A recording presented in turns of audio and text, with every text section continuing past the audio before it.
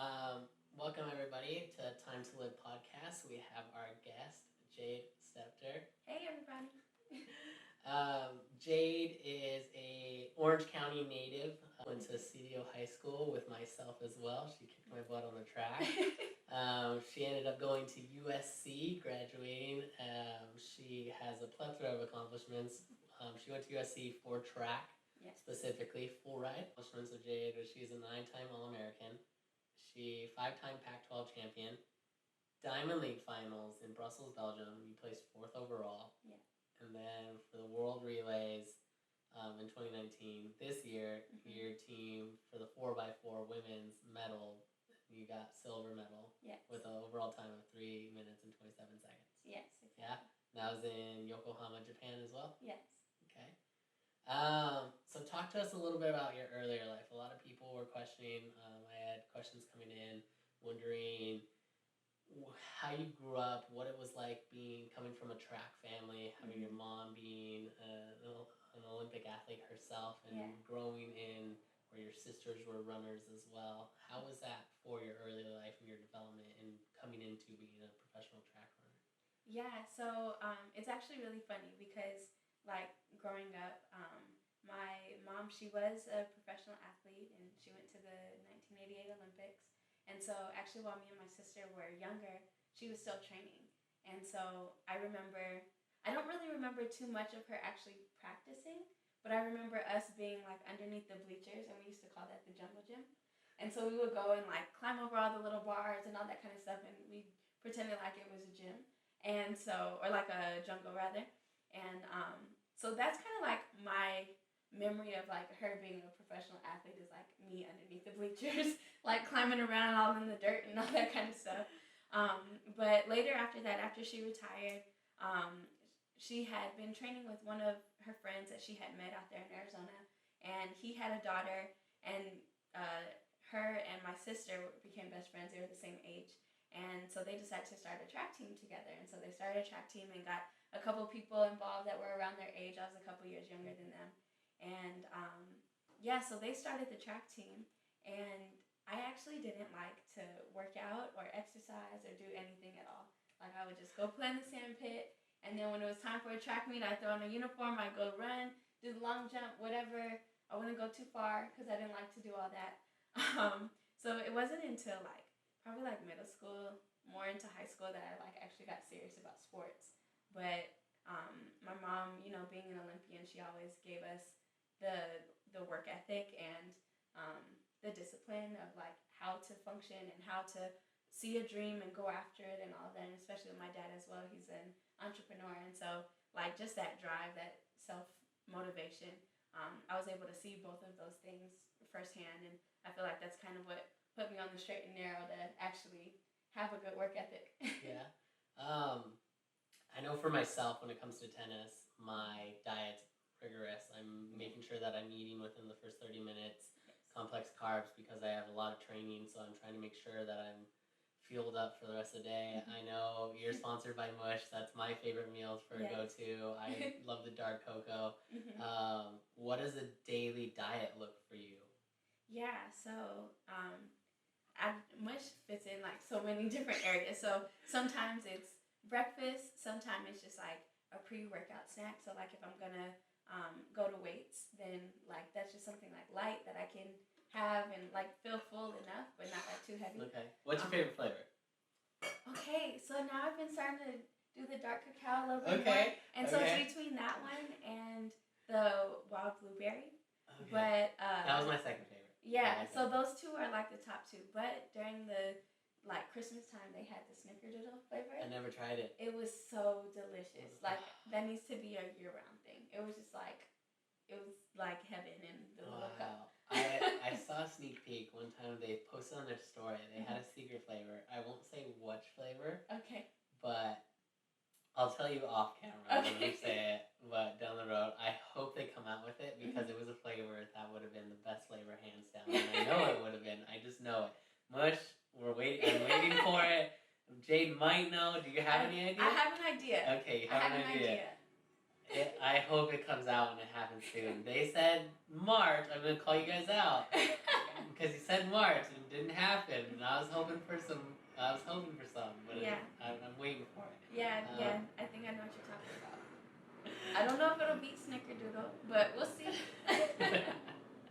I'll have to try Snickerdoodle next time Yes. it comes out. Did you ever try like the pumpkin flavor when it came out? No, I didn't. That Snickerdoodle was the first like seasonal flavor that I Okay. had, and yeah, that was.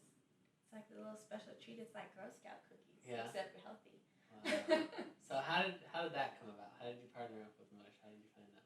Yeah, so it's actually really crazy because I was I was actually at Nationals last year, and I'm sitting in the hotel room, and all you do when you go to a track meet is sit in the hotel room and watch TV.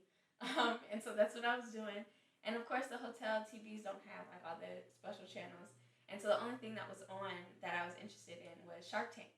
And so I was watching that, like kind of like mindlessly watching it, and my dad was there as well.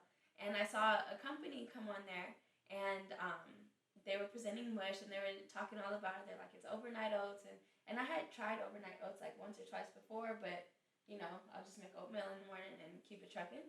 And but then as they were saying like that it came in the packages that already had a spoon included, that there's all the different flavors, that it's already prepared, and I was like, this like could be really clutch in my life, because I would come home after practice or after the end of the day and have like these all crusted like Tupperware in my back seat, and I'm like, this is disgusting. I want to just throw it away. Yeah. Like I don't want to wash this. Yeah.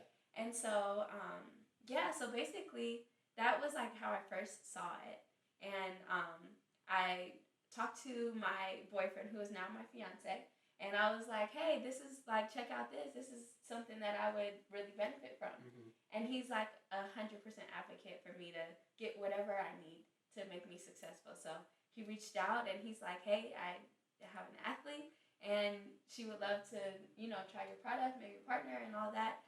And so they sent me a sample, and I actually talked to Kat when I was in Italy last year at a meet. And that was our first time speaking on the phone. And she sent me out a sample, and it was delicious. And I was so excited and so ready to be on board. Wow. Yeah, so that's how it started. Okay. I remember I was in the same boat as far as all that goes, because every morning I'd make oatmeal. Yes, every And morning. I would turn on the street so quick. Sometimes I'd be running late. I would turn and it would spill over. Yeah. And I would be so annoyed with myself because Yes. I'd have to clean my car. Yes, like and every oatmeal other does day. not clean up well. Like it it'll does be not. stuck on your clothes. Yeah. So it'd fall, and I'd be eating it, and it'd be warm, so you have to wait. And Yeah. I didn't think I was gonna like it. Yeah. At first, I'll be honest, just because it was from oatmeal in my mind, it's always hot. Yes. So coming from that, hearing overnight oats, it's refrigerated. Yeah. I was thrown off, and I was Yeah. like, I don't know. Yeah. Once I tried it, I fell in love. Like, Yeah. I went through it, and I was like, I have like 10 in my fridge. Yeah. Right? Me as well. Breakfast every day. I eat it all the time and everything like that. Enough about Mush. Continue. What else? What else does a daily diet look like for you? What's your recovery? What else is there? Yeah, so how you were mentioning earlier, like within that 30 minutes after training, you want to get in some sort of fuel.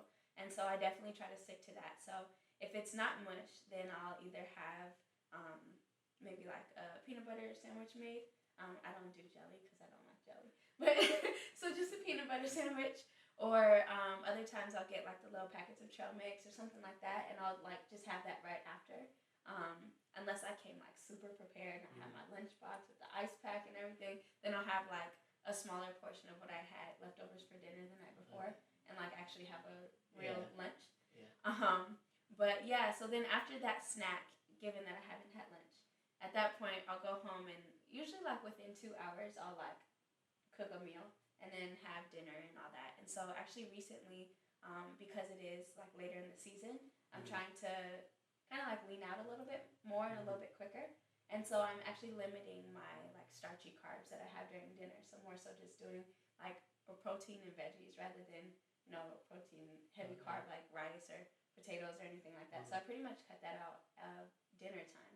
But I'll just have, like how I said earlier in the day, I'll have like a sandwich or like avocado toast or something to, you know, kind of get those carbs in just earlier in the day. Yeah. So when you said trying to lean out for the season, does, depending on the time frame of the season, when the time of year of the season, do you change your weight based on some of the races or anything? that Yeah, work? yeah. So my weight actually it only fluctuates like within 5 pounds, like year round. So like it never goes. It doesn't matter if I'm working out. I'm in the best shape of my life. I'm not like way like leaner and way a whole lot less. Like it just stays right there. So it's not so much that my weight is a thing that I'm looking at, but rather the body fat. Okay. And so every so often I'll check in with USA Track and Field. They're nutritionists and like the whole biomechanical stuff that they have, and they'll do like a body composition. Okay. And so I'm able to track that. So I've been tracking it probably since I graduated actually. And so I've been able to see like what times of the season that I have a higher or lower body fat percentage. Okay. And then just seeing like how much lean muscle mass that I have. And that really depends on what you're doing in the weight room and all of that. So like right now the weights are like gradually starting to lighten up. And so as I do that, I'm like doing a couple like rope runs in the middle of the week and also like eating a little bit lighter. Yeah. So that way I can like just cause a quicker swing as I drop. Got it. So talk to me about training on top of that. I'm Yes. interested to see how you train because when it comes to me for training, if it's off season, I'll be in the gym twice in one day. One day's weights, one day's agility and mobility, and then within that same day, I'll hit on the court for about 2 hours. And That's that's like off season? yeah, that's off season. That's Okay. that's what off season looks like. Yeah. Less hitting and more training. Yeah. Whereas, and I'll do more. I'm always like that. I'll do my flexibility in the morning. I get all my stretches. I'll do it at night. Yeah. I stretch all the time. Yeah. I'm almost at the splits. I can almost do it. Oh, I'm good like for right you. there. I'm right there. You gotta make sure you can slide. You gotta be for able sure. to reach for it. Oh yeah, true. Yeah.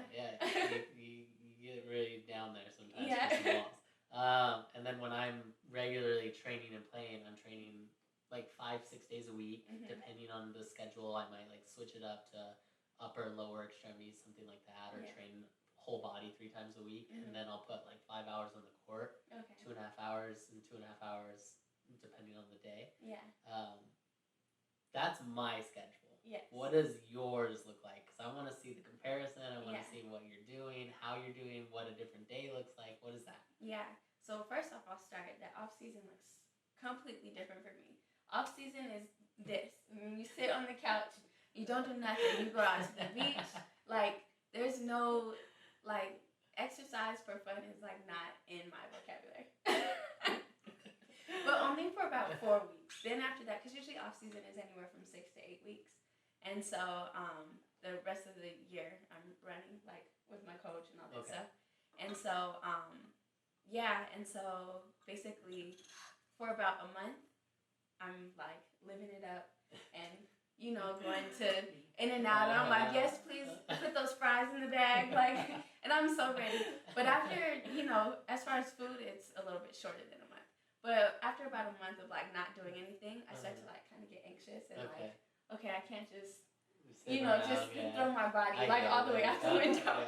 And so at that point, I'll start like eating a little bit better, and also my body like is rejecting that bad food because I don't do that for the rest of the year. And then I'll start like doing like little road runs, and so maybe like 2 to 3 times a week. And I'm a sprinter, so a road run for me, like a distance run, is like 20 minutes done. Like we're going 3 miles max. Like we're not going anywhere further than that. So that's what my off season looks like, and how I said that's only maybe 2 to 3 times a week that I'd go on that run. But for the most part, you're relaxing. You're on vacation. Yeah, you're off because the rest of the year is like so intense. Yeah. And so in the fall, it's a lot more of like heavy and like long running and doing hill workouts and all that kind of stuff.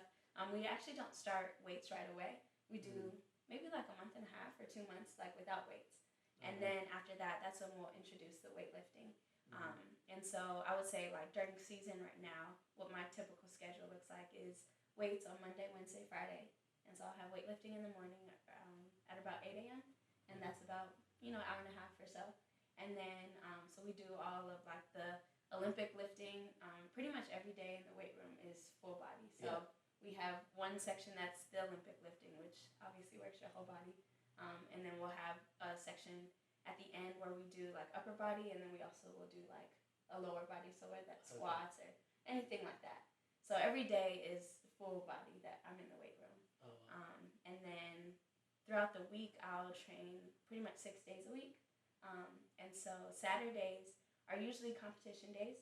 And so we usually try to simulate some sort of like really high quality practice on a Saturday if I'm not at a meet. So I'll either have like a time trial, or I'll have like maybe 1 or 2 reps of something that's like 100% effort, rather than, maybe like the 80 that you operate at during the week. But yeah, besides that, I'll usually have probably like 2 days of speed endurance, 1 day of speed development, and then 1 day of more like, or one day for sure, just like straight up sprint speed, and then 1 day of like more endurance type of stuff. Okay. So yeah, that's what my schedule looks like now.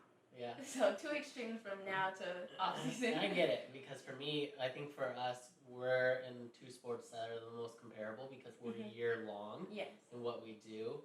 Because the furthest the tennis season goes is it ends right around Thanksgiving. Yeah.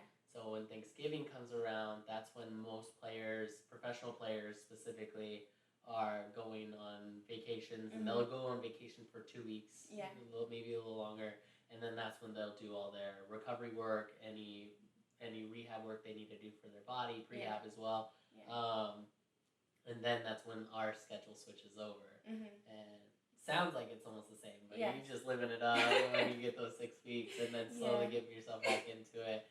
Wow, that's intense. And so then, talk to me about, because for me as a tennis player, I'm not training.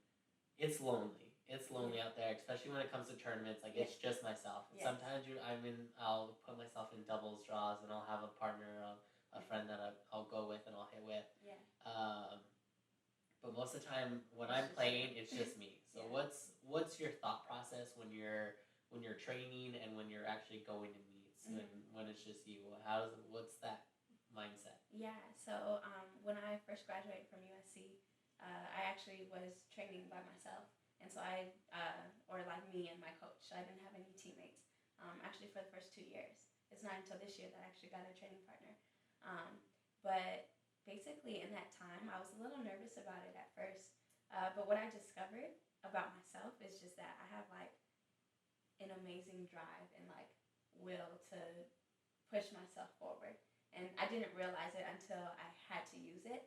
And it kind of came naturally to me that I would, I don't really enjoy doing weightlifting. And so I'd be in the weight room, and that's like one of the hardest things for me to like push myself in the weight room, because I'm like, it's heavy, I'm done. Like, And so, but that was one thing that I was able to see, is that like no one is there holding you accountable. Like nobody's saying you must do this rep or you must do that. It's literally only you. And the only thing that will hold you accountable is your competitors during season. And just thinking about that, like, when they tell you to max out, that I would be going and like just being able to push myself, like, no, so-and-so is doing this, like so-and-so is going to do this. You need to finish with your arms strong. Like you do need to do all these pull-ups, or, I need to push out the block. So I do need to do this power clean. So that was one thing that I really noticed as far as training by myself, is that my self-drive is insane. That's something that I've discovered is actually really, really good. And even just hearing other athletes who train by themselves, they see me practice and it's like, oh, like you're putting in work by yourself. I could never do that. And I'm like, oh, that's just what I do. But it's because it's become natural to me.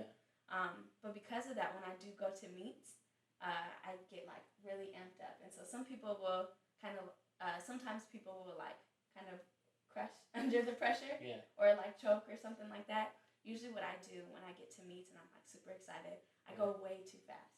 And so off the blocks? Yes, out of the blocks. And so doing the 400, you're gonna die. And so that's what happens. And so I often when I get to meets, I have to calm myself down. Because I know like, okay, like yes, you're excited, but you need to be in control.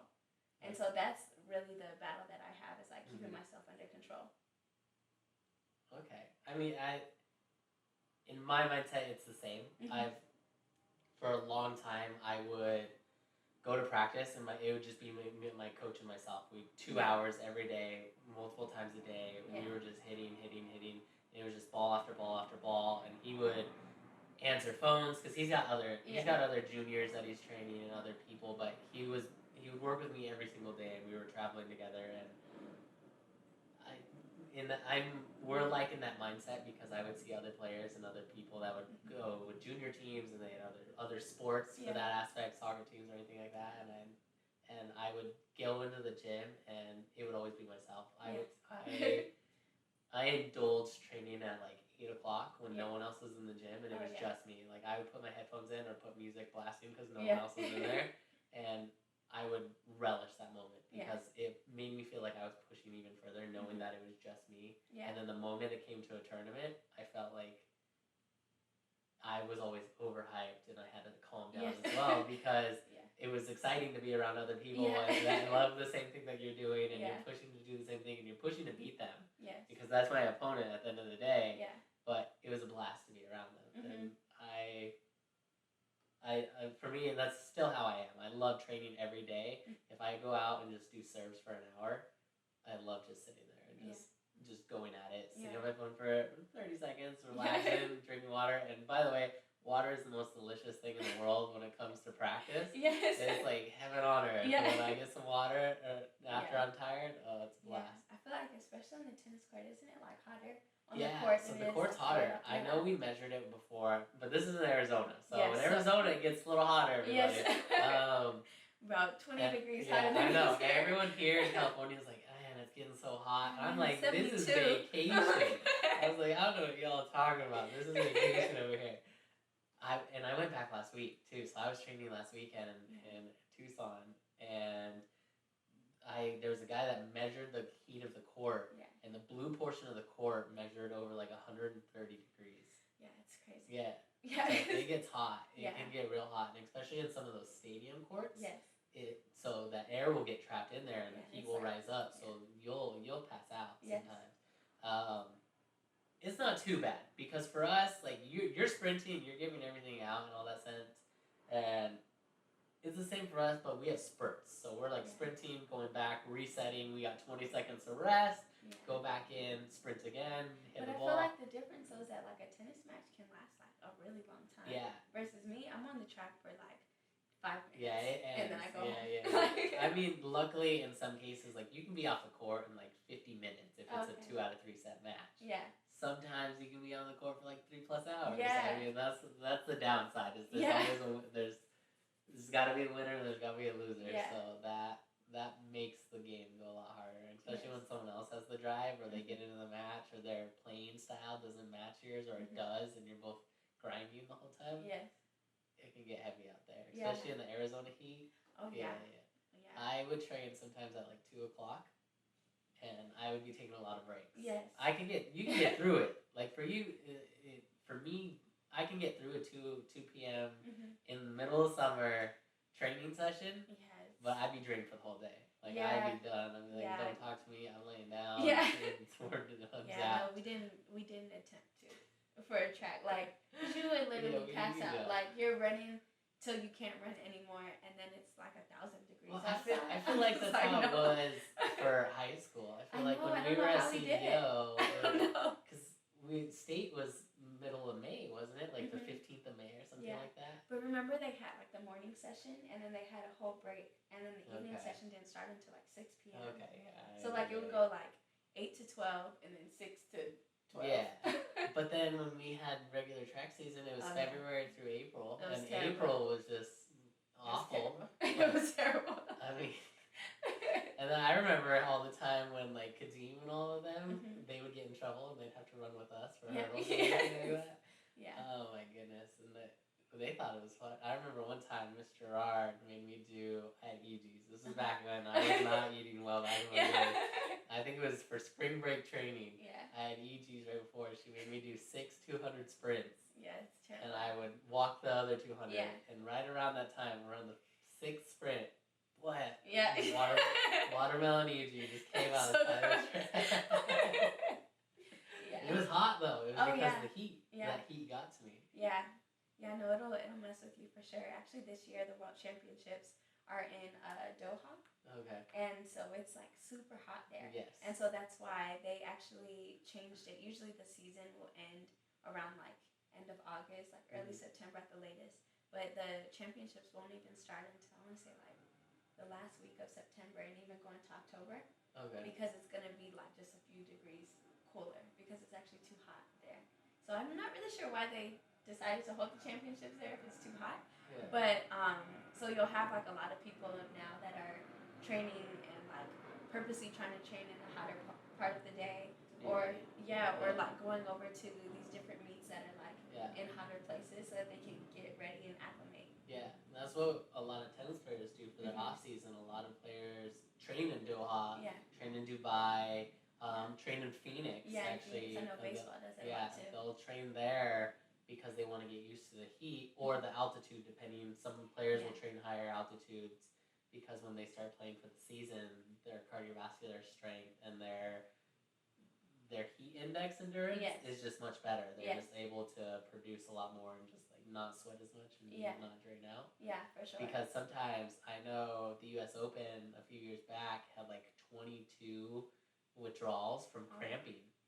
Some people had full body cramps. Like it gets bad sometimes. Yeah, no, for sure. So that's definitely something that I'm hoping my Arizona roots will be able to help me out as we go to World Championships this year because I've been spoiled in California.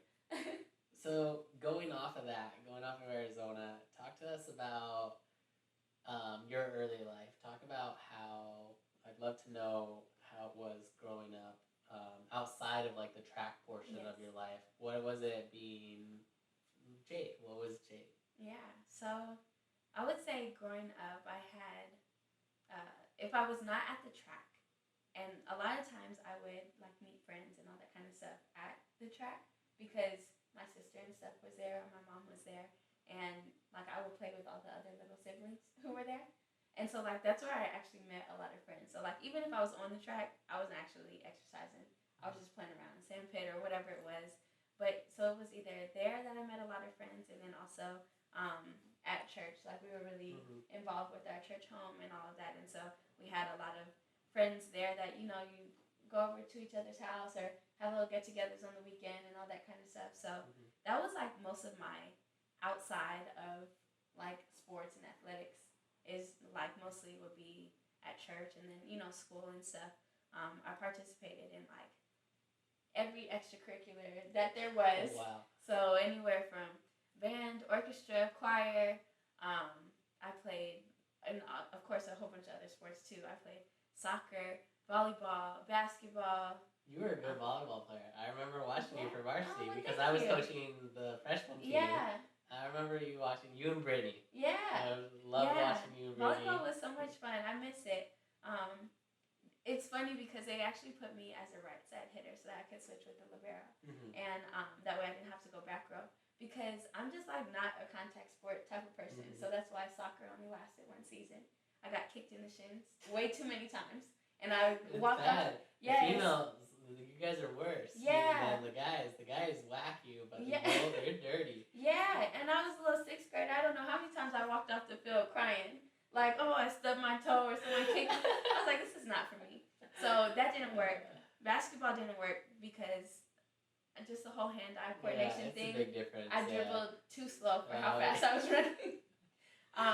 I actually did play tennis growing up. That was a big thing that I did for a long time. For years, we had like private lessons and all that stuff. They didn't have me playing any tournaments because I was. They said I was too young. I think that they were lying and saying that I just like sucked. But they always told me it was because I was too young. But I played in middle school, and that was really fun. Hey, everybody. Thank you so much for tuning in to the first episode for Time to Live's podcast. At this point in time in the video, a little bit of the file was corrupted, so we're going to go ahead and skip ahead to our next segment. Conversation. Talk to me a little bit about time management and faith. How does that work out with your life? I know you're a big believer and you have a lot of faith. Talk to me about everything. Yeah, so this whole concept is very new to me. Those two things together. My fiance, he actually told me at one point, he said, Jade, you know, for someone who has so much faith, you really do overcompensate a lot. Or like for the unknown. And like, I had to really stop and process that because at first I'm like, why are you coming for me? But you know, after I got over that part, I'm like, I see what you're saying because there's so much unknown. There's so many things that you want to do, that you aspire to, and that you want to accomplish and all of that, and you're like, okay, well, I mean, I want to hit this mark, so I'm going to do this, and I want to hit this mark, so I got to do this, and I want to hit this mark, and I got to do this, and you end up just overwhelming yourself with all these different things that you're doing, and you take it out of God's hands. You take it and say like, okay, thank you, I trust you, I believe you, but also I'm going to cover all my bases just in case you fall through. And like, that's not how you operate.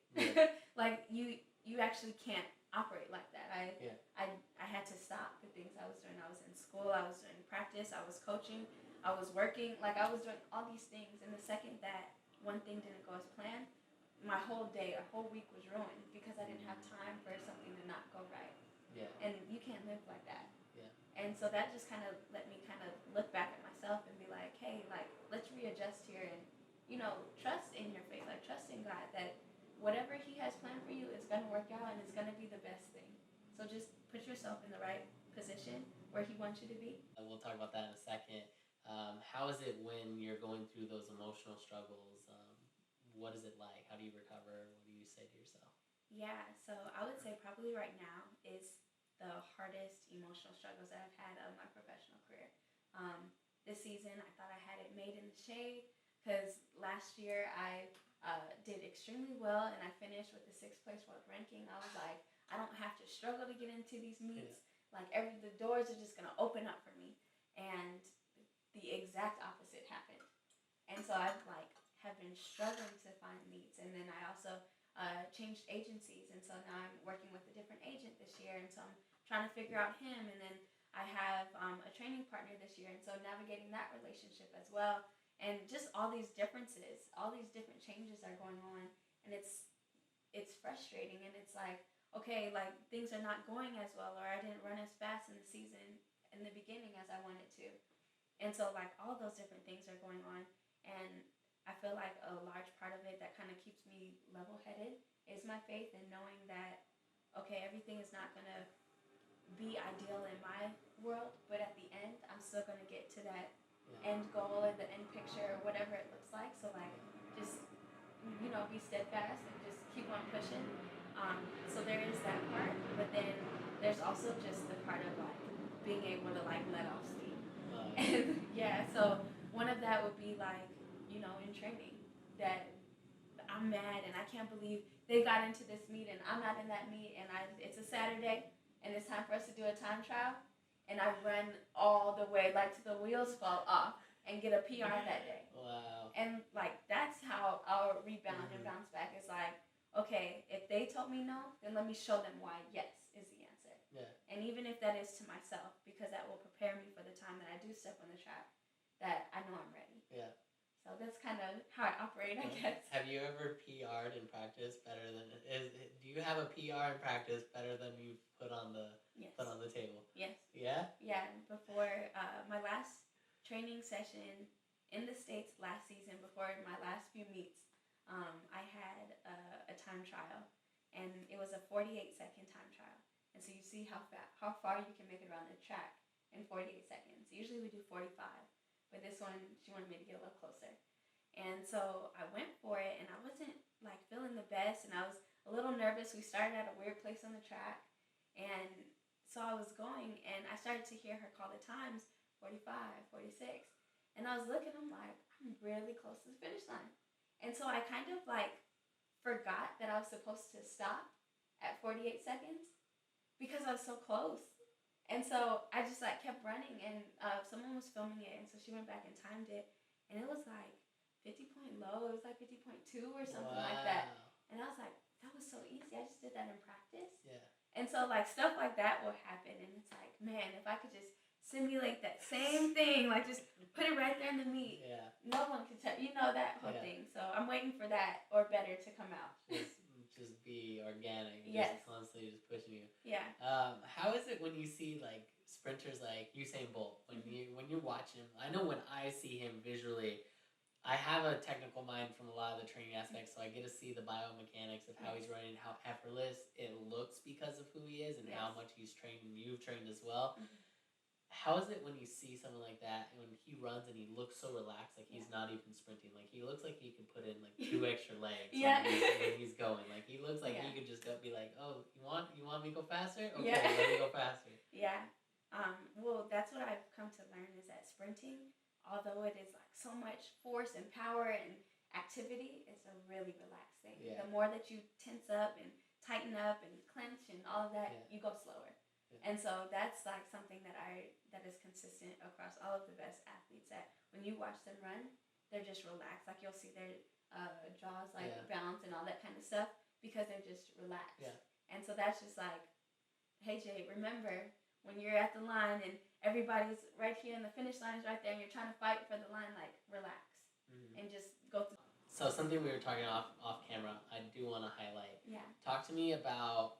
I know we talked a little bit about the hardships of scholarship or sponsorships and Yes. going through that. Talk to me about what do you want to see changed? What kind of things do you want to see different in the future of track? Yeah. So I would say as far as pay for the athletes in track, it's all over the place. That the contracts are, there's no minimum that a contract can, or that a company can offer you.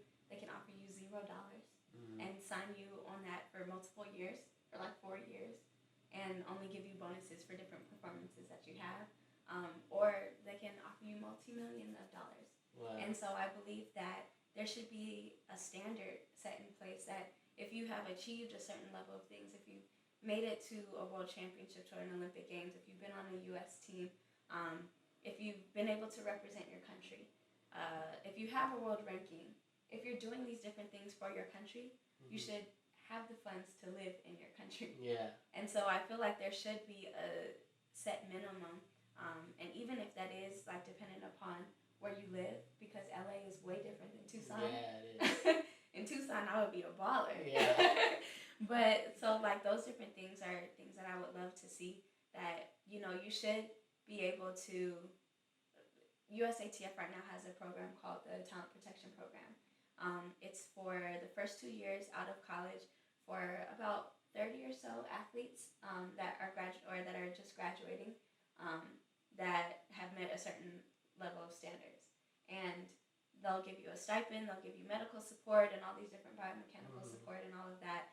And the whole purpose of the program was to protect athletes to actually stay in the sport, because we had that many people dropping off just because of a lack of resources, and most of that is financial. It's expensive to travel across seas and do Yes. that. Like I was saying off camera, you can be in top 100 of tennis and you're golden. Like Yeah. you're in top 10 of tennis, you're a multimillionaire. Yeah, I'm And top 10 you're- and I have no contract. Yeah. Outside of that, what other things do you want to see different when it comes to track? Do you want to see like the way they manage the meets, the way the ranking system goes? What do you feel like can help improve the sport? Yeah, I think that the combination between the ranking system, the funding that you get like from your national governing body, and then also just kind of having like a more standardized ranking system worldwide, because there's a USA Track and Field or Track and Field News world ranking, and then there's also one for the IAAF.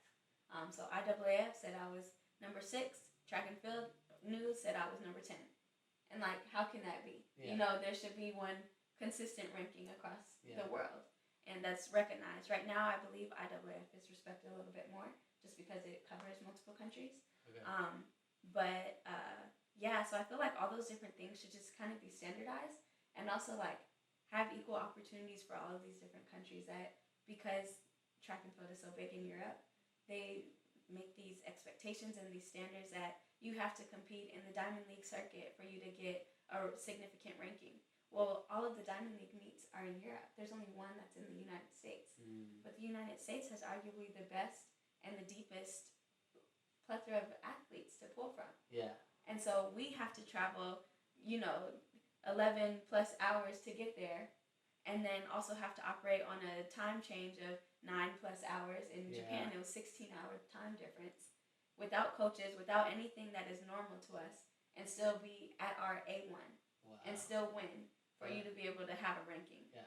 And that's hard, because for tennis players, if you have a tournament that starts on a Monday, a lot of the professional players, you'll arrive sometimes almost a week or 2 weeks early Mhm. to acclimate, and it's a big process. You Yeah. acclimate to the speed of the ball, the elevation change. Yeah. All that matters. The surface is different on every court. Yeah. That's the same for you. I'm Yeah. assuming all the tracks they feel different. I Yes. know when I was at South Point for state, Yeah.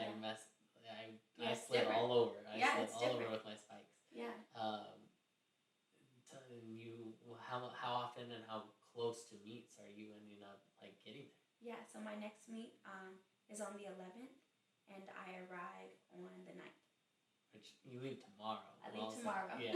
I arrive on the 9th, and see that I leave on the 8th, and I get there on the 9th because that's how far I'm going. Yeah. And then I'll have a shakeout when I get to the hotel, just to jog around a little bit. On the 10th, I will do my pre-meet, so go to the track and see the stadium and all that. And on the 11th, run. How well do they take care of you to make sure that you're as fit and as ready as you need to be at the meets? Like, how much do they make sure there's all the proper nutrients, all the hydration, all the food, the sleeping attire? How well do the facilities?